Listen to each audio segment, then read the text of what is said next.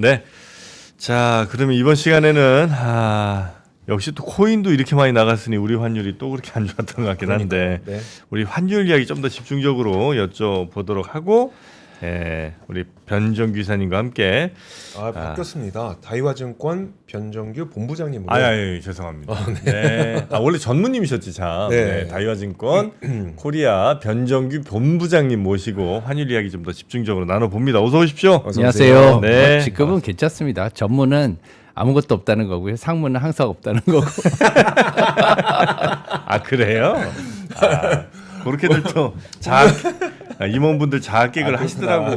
뭐 임원이 왜 임원이에요? 임시직이니까 임원이지 뭐 이런 얘기도 많이 하시고. 네. 여튼 우리 다이와증권의 우리 변정규 본부장님과 함께 환율 지난 금요일에 이제 뚝 떨어진 거죠. 떨어졌는데. 네. 요건 이제 정부가 강력하게 뭘 좀 했다고 봐야 되는 거고요. 대책 많이 나왔죠. 뭐 열 몇 개 이상 냈습니다. 노력을 네. 많이 한 거고요. 사실은 과거를 오늘 좀 볼 텐데 이제 뭐 언제나 이제 뭐 개인이나 기업이나 누구나 뭐 더 잘할 수 있었다. 앞에 보면은 이렇게 네. 생각을 할 수 있지만 뭐 지금 뭐 환율이 올라갔던 거 이런 것보다는 앞으로 어떻게 하면 좋을지 대안을 좀 모색하고 장기적으로 어떻게 하면 우리나라가 더 잘 될 것인가 이렇게 한번 보면 좋을 것 같습니다. 네. 이거 이 정도에서 안정될 것 같으세요? 아니면 임시 방편에 그칠 것 같으세요? 결론부터 들어가시네요. 그러면 시작부터 한번 그냥 괜찮습니다. 결론부터 하는 거 좋습니다. 네, 사실은 좋습니다. 지금까지는 네. 한 세 가지 정도로 요약해 볼 수가 있어요. 이번에 이제 사실은 이제 외화를 많이 불러들여야 되잖아요. 네. 유입을 갖다 촉진하는 정책. 그리고 많이 나갔다 그랬지 않습니까? 뭐 서학개미도 그렇고 많이 나갔으니까 좀 덜 나가게 그리고 나갔던 뭐 집 나간 외화도 들어올 수 있게 이렇게 하는 두 가지 정책. 게다가 여기에 세제 어떻게 보면은 인센티브까지 이번에 줬지 않습니까? 네. 이제 다시 돌아온다면 거기에 대해서 세금도 혜택을 주는 이런 것들을 얘기를 했기 때문에 굉장히 어떻게 보면 중요한 정책을 발표를 했고요. 조금 더 들어가서 이제 규제 완화까지도 했습니다. 금융기관들이 해외에서 운용하던 달러를 국내에 들어오면은 더 많이 어떻게 보면은 뭐 좋은 조건으로 운영할 수 있게 뭐 이런 외화 초과 지준 불이 같은 것도 실시했고 그렇기 때문에 이런 것들은 굉장히 긍정적인 모멘텀으로 생각할 수 있어요. 하지만 장기적으로 볼 때는 네. 이 원화의 매력도를 더 끌어올리는 게 중요합니다. 이제는 이 원화라는 통화잖아요. 네. 통화는 경쟁을 하는 입장이에요. 모든 통화들과 세계에는 이제 기축 통화인 달러도 있고요. 그리고 뭐 유로화도 있고 엔화도 있고 이렇게 있지 않습니까? 네네. 위안화도 있고 여러 가지 통화들이 있기 때문에 이제는 글로벌화 시대가 됐어요. 예전에 2000년대 이전이 아닙니다. 이제는 누구나 해외 투자를 우리나라 사람들뿐만이 아니라 미국 사람들도 그렇고 뭐 중국 사람들도 그렇고 유럽 사람, 일본 사람들도 다 해외 나가서 투자하기 너무 좋은 상황이 왔잖아요. 맞아요. 일본도 뭐 그래서 와타나베 부인 뭐 엔켈 이런 것들이 나타난 거 아닙니까? 네. 각국은 다 이런 문제를 안고 있어요. 이것을 이제 해결하는 방법은 우리 원화 통화의 매력도를 더 끌어올리는 방법밖에 없습니다. 그게 중장기적으로 일어나야 돼요. 어떻게 끌어올려요? 예, 이거. 여러 가지 방안이 있습니다. 첫 그래요? 번째는 뭐냐면 예. 이제 원화의 그 사용 빈도가요. 글로벌적으로 본다고 하면 한 2023년도 말 기준으로 봤을 때 원화가 국제사회에서 쓰이는 비율이 전체 통화량에서 한 1% 정도 차지했다고 이렇게 국제결제은행 네. 발표에서 나왔어요. 1%는 돼요? 1% 정도. 네. 사실 어떻게 보면 지금 1%가 WGBI도 2.2% 정도 편입 비율이 이렇게 되는데 어. 원화가 사용되는 빈도가 1%라고 하면 사실 우리 경제 수준이 상당히 좀 낮은 편입니다. 이게. 그런데 이게 줄었어요. 그 다음에 2024년 말 기준 0.9% 정도로 줄어서 한 0.1% 줄어서 상당히 어떻게 보면 저는 가슴이 아팠거든요. 네. 근데 이것을 갖다가 획기적으로 변환을 해야 됩니다. 원화의 글로벌화를 장려할 수 있게. 우리나라 기업들이 다 수출 기업들이 엄청 많잖아요. 네. 수출할 때 원화로 수출할 수 있게, 대금을 원화로 받을 수 있게 하는 것도 굉장히 중요합니다. 그렇게 될까? 그렇게 원화 하려면 많은 것을 이제 포기해야죠. 뭘 포기해야 돼요? 왜냐하면 이제 규제나 이런 것들 많이 풀어야 됩니다. 네네네. 아니면 저 BTS 앨범은 원화로만 살 수 있게. 그래서 원화 스테이블을 우리가 그렇게 하려고 하는 거잖아요. 칼이나 뭐 이렇게 콘서트 이런 것도 원화로만 사게. 살 수 있게. 그럼 이제 우리 원화가 훨씬 더 많이. 사실은 이걸 풀어주면 네. 기업들은 원화를 쓰는 게 편해요. 그렇지 않겠습니까? 그렇겠죠. 내가 쓰고 있는 뭐 예를 들어 월급 받고 있는 통장이라든가 기업 입장에서도 내가 운용하고 있는 이 통화가 원화인데 우리나라 원화를 기초로 지금 하고 있는데 자꾸 달러나 이런 것들로 수출하고 수입을 할 수밖에 없어요. 왜 그러냐면 해외에서 원화가 결제가 안 되기 안 때문에. 되죠. 근데 원화가 결제가 안 된다. 세계 10대 경제국으로 볼 때는 우리나라밖에 없어요. 이런 나라가. 그래요? 아 그럼 반도체를 진짜 이제 원화 지금 이제 반도체 안 사고는 못 버티는 상황 아니에요? 이럴 때 좀 세게 좀 반도체는 원화 결제만. 예를 들면 환율이 만약에 올라간다. 그럼 반도체나 우리나라의 주력 물품을 갖다가 앞으로 이제 우리나라 스테이블 코인 이런 것들이 나오잖아요. 그러면 그것으로 결제할 때 10% 정도 원화 스테이블 코인으로 뭐 결제하면 10% 정도 5% 할인해 준다. 그러면 우리나라 원화 굉장히 많이 사용할 거 아닙니까? 그렇게 되면 금방 환율 내려가죠.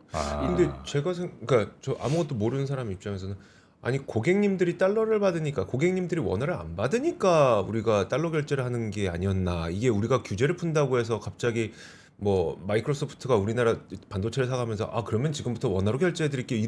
이렇게 되는 건 아닐 거잖아요. 원화 결제는 우리가 그 역외 결제 선물안이라고 NDF라고 들어보셨잖아요. 네. 예, 이거로밖에 결제할 수 있는 수단이 없습니다. 현재까지는.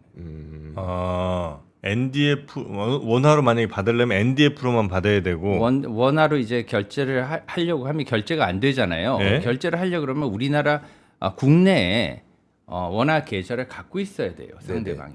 그렇지 네. 않으면 원화를 못 받습니다. 그리고 받아서 네. 보통 계좌를 받아서 이것을 해외로 송금하는 계좌로 이체를 해서 그래서 보내야 됩니다. 네, 복잡하고 불편하다는 거죠. 불편하죠. 그걸 그러니까 그 절차를 해소해 줘야 된다. 원화 자유화입니다.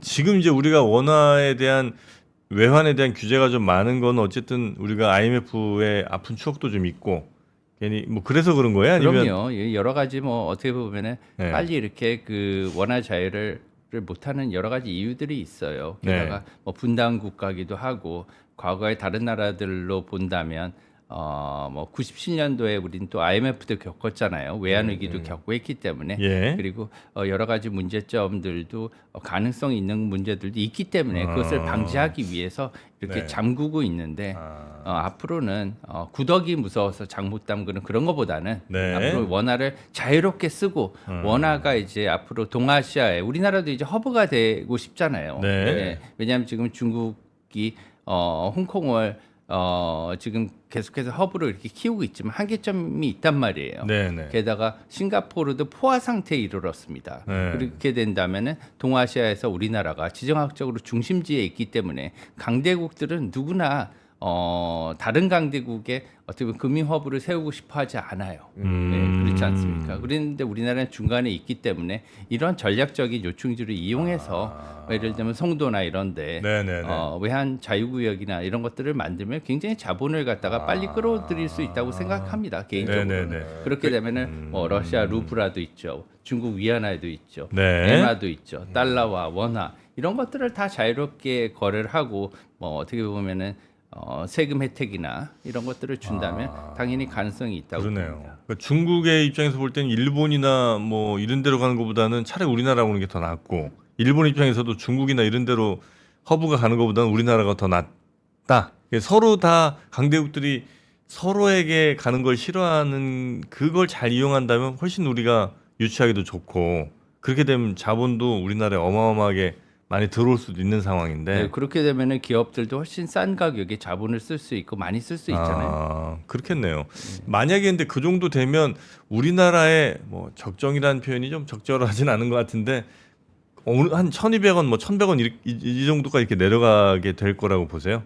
글쎄요, 환율의 그 수준도 중요하다고 생각해요. 네. 지금 1,500원을 넘었던 적이 딱 두 번밖에 없지 않습니까, 우리나라가. 네. 이제 예외적인 경우였기 때문에 이번에도 1,500원 가까이 가니까 굉장히 국민적으로 여러 가지 우려가 많았었는데요. 네. 사실상 이제 그 레벨보다는 이제 환율의 레벨보다는 얼마나 이렇게 변동성이 크냐가 더 문제라고 생각해요. 이렇게 되면 우리나라는 수출 주도형 이러한 국가이기 때문에 경제에 여러 가지 문제점이 많습니다. 게다가 환율이 갑자기 오르잖아요. 그러면 원자재를 수입해가지고 반제품을 수입해서 네. 특히 중소기업 같은 경우에는 완제품을 팔아야 되는데 가격 협상력이 대기업에 비해서 많이 떨어지지 않습니까? 그쵸. 그렇기 때문에 채산성이 이럴 때 가장 더 나빠지는 게 중소기업 쪽이에요. 대기업보다도. 왜냐하면 뭐 고부가가치 상품이 아닐 수 있는 가능성이 더 크지 않습니까? 네. 그렇기 때문에 이러한 면을 좀 고려해 본다면 환율의 안정성, 변동성을 줄이는 것들도 많이 중요하다. 이렇게 되면은 앞으로 이제 뭐 스테이블 코인이나 이런 것들도 나오겠지만 첫 번째로는요. 달러 의존도를 상당히 줄여야 됩니다. 왜냐하면 지금 당장 원화를 국제화할 수는 없잖아요. 천천히 지금 장기적인 안목으로 그렇게 가야 되고요. 네. 원화와 그다음에 우리나라 금융도 산업이거든요. 우리나라 금융은 지금 제조업에 비해서 상당히 많이 떨어져 있다고 봅니다. 네. 우리나라 굉장히 어떻게 보면 대단한 나라라고 생각해요. 외국인들이 보면은 뭐 이런 배면 배, 비행기도 요새 만들고요. 게다가 뭐 반도체는 반도체, 뭐 반도체도 세계에서 세 나라밖에 못 만드는데 그 중에 하나. 네. 이런 것들을 보면 대단한 나라라고 생각해요. 그렇지 금융 산업은 거기에 비해서 조금 아직도 발전이 덜한 단계. 금융도 산업이니까 이런 데 대해서 청년들을 우리나라 청년들 중에서 요새 대학교 졸업해서 영어 못하는 청년들 없습니다. 대학생들. 요즘에 너무 잘해요. 아, 그래요? 네, 깜짝깜짝 놀랍니다. 이런 어떻게 보면은 젊은이들을 금융산업은 언어도 굉장히 중요하거든요. 네네. 이런 것들을 충분히 좋은 기회를 활용할 수 있는 그런 어떻게 보면 글로벌화된 우리 인적 자원을 활용할 수 있겠다 이렇게 생각해요. 그래서 이 산업을 금융 산업을 양성하기 위해서라도 지금 뭐 원화의 자유를 진행을 하면서 일단은 달러에 대한 의존도를 조금 줄여야 된다. 그렇기 위해서는 사실상 이자를 좀 포기하더라도 다른 어떻게 보면은 외환 보유 자산을 좀 늘려야 되는 그런 상황에도 있어요. 금도 늘려야 되고요. 이런 것들도 다 담보 자산으로 들어갑니다. 네. 그리고 무엇보다도 한국 사람은 굉장히 슬기롭다고 생각해요. 저는 이런 것들을 다 이겨내고 지금까지 왔었잖아요. 이 작은 나라가. 그리고 이번에도 충분히 이겨낼 것이라고 생각하는데 조금 더 화합하는 모습을 보여줬으면 좋겠습니다. 이게 제가 볼 때는 해외 투자자, 외국인 투자자들한테 우리나라의 코리아 디스카운트를 없애는 가장 큰 지름길이라고 생각해요. 화합하는 모습이라는 게 혹시 정치적인 사회적인 안정을 말하는 거죠. 예, 왜냐하면은 그것도 영향을 미쳐요. 당연히 미치겠죠. 왜냐하면 뭐 계엄이라든가 이런 사태들이 계속해서 일어나게 되면 불안하잖아요. 예. 이런 것들을 갖다가 좀 이제는 안정적으로 갖고 가는 모습을 보이는 게 좋겠다 이런 모습을 보이죠. 근데 우리가 숫자로 보면 결국은 성장률이 이걸 모든 걸 증명하는 게 아니냐.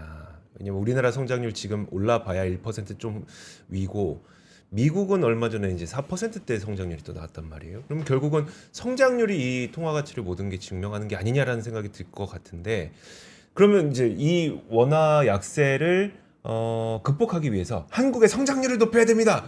굉장히 멋있는 말이긴 한데 어떻게가 없잖아요. 이건 어떻게 됩니까? 성장률도 예전하고 좀 많이 달라진 것 같아요. 그래요? 2000년대 이후의 성장률은 우리가 그 경제학 책에서 배웠던 경제학 책에서 배웠던 성장률하고는 조금 다른 것으로 이렇게 이해가 됩니다. 이제는 왜 그러냐면 더군다나 물가 상승률이 어느 정도 있어야지 네. 성장률이 있게 돼요. 이것은 기본 상식 아닙니까? 네. 왜냐하면은 성장이 있기 위해서는 어느 정도 임금도 올라야 되고 다 이렇게 돼야 된다는 거죠. 그렇지만 이런 것들이 2000년대 이후에는 좀 과도하게 지금 집행되고 있고요. 코로나19 이후에는 이러한 상황이 더욱 어떻게 보면은 너무 너무 많을 정도로 이렇게 됐거든요. 왜 그러냐? 각국을 보면은요. 지금 부채 수준이 속된 말로 장난이 아니에요. 네. 미국도 지금 트럼프 대통령이 이렇게 뭐 투자 패키지 이런 것들을 하는 이유도 미국의 부채 때문이잖아요. 계산해 보면 한 달 미국 이자가 150조예요, 우리나라. 우리나라 돈 네. 150조. 뭐 함대를 굴릴 수 있는 그런 돈이 한 달에. 게다가 일본도 지금 뭐 부양책을 하고는 있지만 재정 부채가 뭐 GDP의 250%가 넘는 상황이고요. 이런 것들을 어떻게 해결할 것인가? 사실상 어떻게 보면 정부 입장에서는 그러한 정부 입장에서 우리나라는 좀 나은 상태죠. 지금 100% 이하니까. 네. 그럼에도 불구하고 안심할 수는 없습니다. 유럽도 지금 상황이 만만치가 않아요. 이렇게 지금 부채가 많아졌기 때문에 거기에 대해서 성장률과 부채가 지금 계속해서 같이 올라가고 있는 상황이거든요. 이런 것들을 조금 윤곽에서 봐야 됩니다. 게다가 물가 상승률도 굉장히 높기 때문에 4%의 미국 경제 성장률이 지금 진행이 되고 있다고 하지만 그래도 실질 성장률은 크게 많이 되지 않아요. 근데 결국 그거 보고 만약에 그 원화보다 달러가 낫다고 생각하는 거면 좀 이런 얘기는 되게 이상하긴 합니다만 우리나라도 부채를 조금 더 일으켜서라도 성장률을 끌어올려야 된다는 그런 말씀이실까요? 아니요, 제 생각에는 사실 그거보다는 중립금리 수준을 잘 유지하는 게 중요하다고 봅니다. 왜 그러냐면 중립금리 뭐 옆나라 두 나라를 비교를 한번 해볼게요. 네. 이제 중립금리라는 건 뭐냐면 뭐 그 가장 어떻게 보면은 중간 정도 되는 높지도 않고 낮지도 않은 이론적인 그런 금리라고 할 수가 있어요. 이것을 찾기 위해서 미국 연준도 내내 뭐 회의마다 이렇게 얘기를 하고 있지 않습니까? 기자들의 질문도 네. 이어지고요. 자기 생각에는 중립금리가 지금 거의 다다랐다 이렇게 생각을 하는 거고요. 파월 네. 의장은 얼마 전에 그렇게 얘기를 하셨잖아요. 그런 것들을 본다면 항상 이제 중립금리를 잘 찾아야 되는데 이제 과거에 그 일본 같은 경우에는 중립금리를 너무 이제 높게 했으니까 어떻게 보면 투자가 안 일어났던 네. 거고요.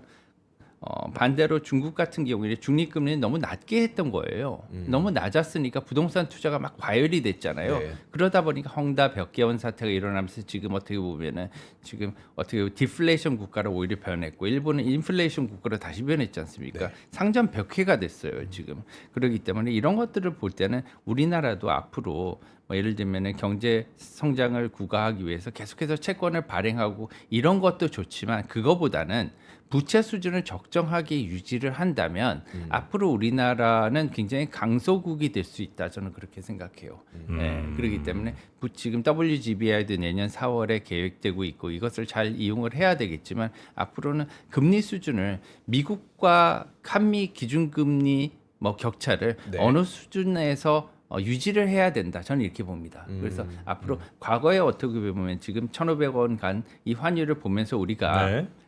배워야 될 점은 뭐냐? 한미 간의 기준금리 격차가 지금 2022년부터 시작이 됐어요. 네. 근데 장기간 이렇게 오다 보니까 환율이 많이 급등을 하고 게다가 물가도 많이 뛰었지 않습니까? 네. 예. 그렇기 때문에 이 두 가지를 갖다 교훈 삼아서 앞으로는 미국과의 달러와의 기준금리 격차를 많아도 1.5% 가능하면 1% 이내로 줄이는 그러한 어떻게 보면 전략을 갖고 가는 게 어떤가.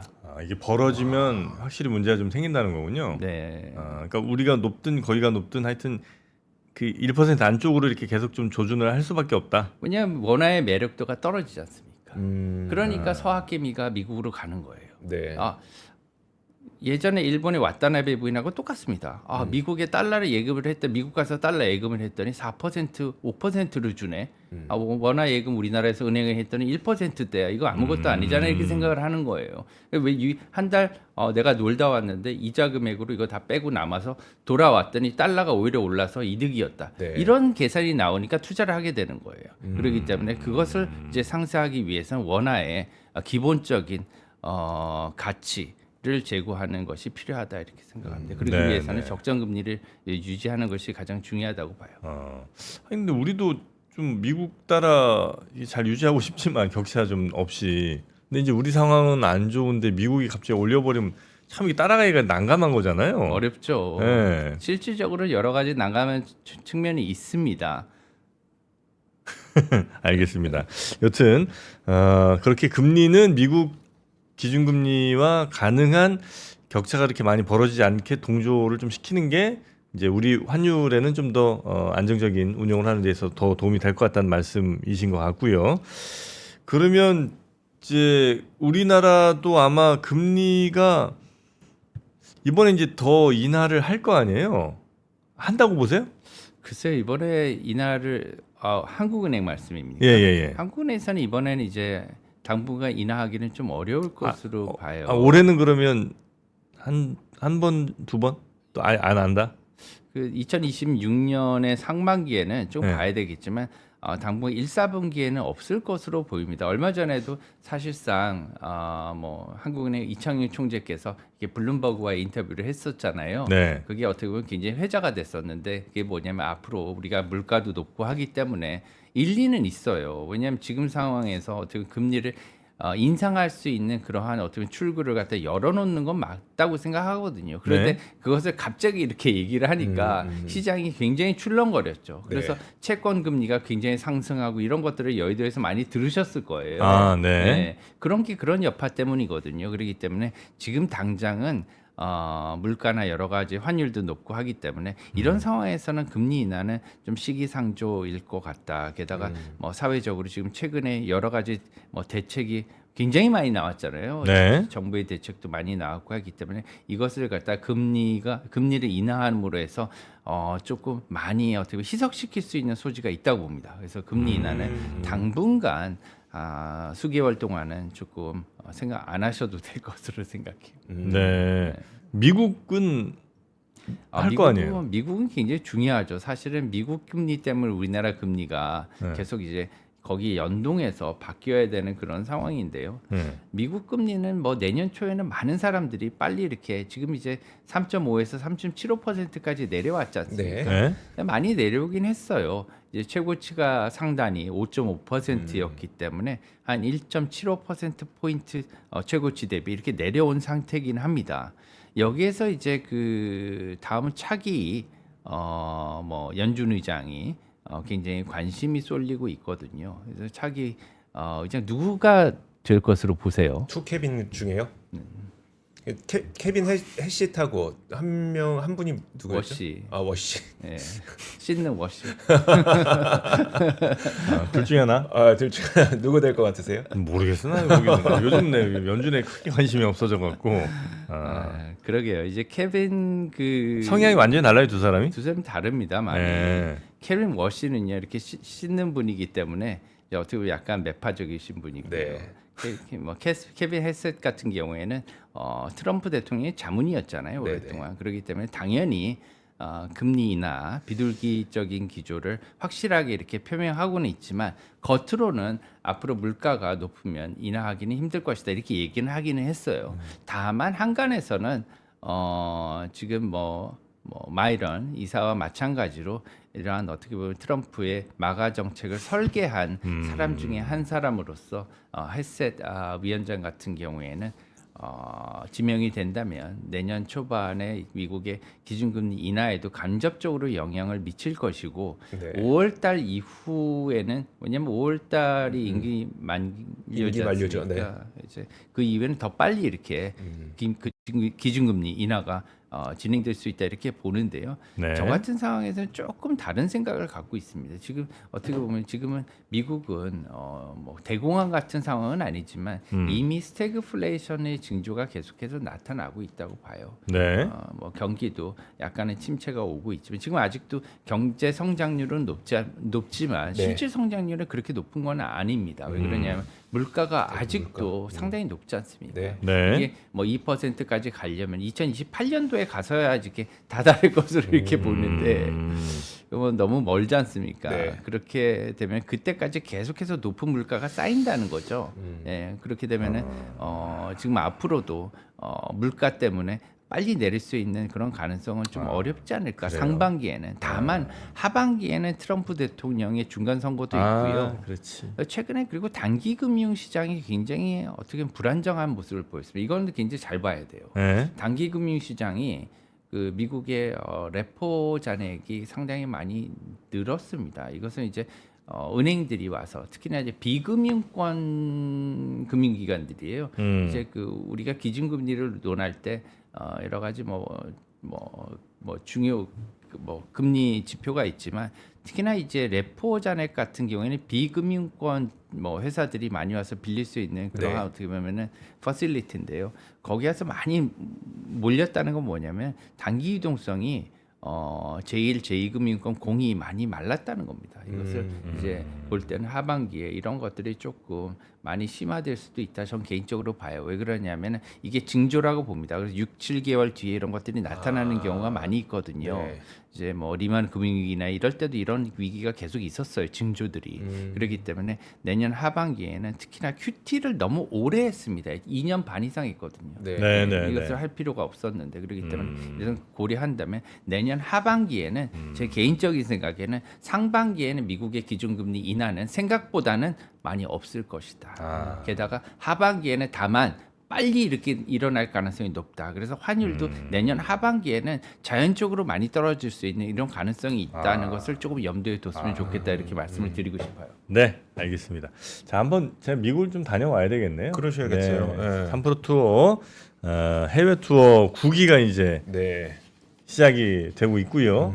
이번 설 연휴에 다녀오는 그런 코스인데 네. 미국하고 중국 이번에 옵션이 2가지로 늘었습니다. 그렇습니까? 네, 그래서 오. 이제 아마 중국은 좀 더 뭐 경제 부담이 훨씬 좀 덜 할 거고요. 네. 미국은 어쩔 수 없이 뭐 비싸게 비싼데 네. 그래도 이제 미국에 가면 우리 또 하버드, MIT, 예일 뭐 이런데 이제 뉴욕, 보스턴 투어 하잖아요. 네. 그래서 그 아이비리그의 재학생 멘토까지 이제 만나면서 또 우리 아이들과 같이 가신 분들 굉장히 또 뜻깊은 시간 될 것 같고 상해는 또 C9 리그라고요.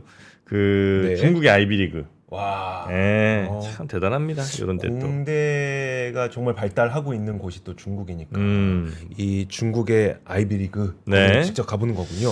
그렇게 우리 자녀들과 함께 가시면 어떨까 하는 생각이 좀 들고요. 뭐 여러 관광 코스 같은 것들도 같이 있으니까 네. 같이 또 우리 3프로 구독자분들 같이 가셔서 또 친분도 나누시면 좋겠습니다. 자, 오늘은 여기서 저희 마무리해야 되겠네요. 네. 그러면 저희 다이와증권 변정규 본부장님과 함께했고요. 저희 오늘 아침 라이브도 인사를 드리도록 하겠습니다. 저희는 네. 내일 아침 오겠습니다. 고맙습니다. 고맙습니다.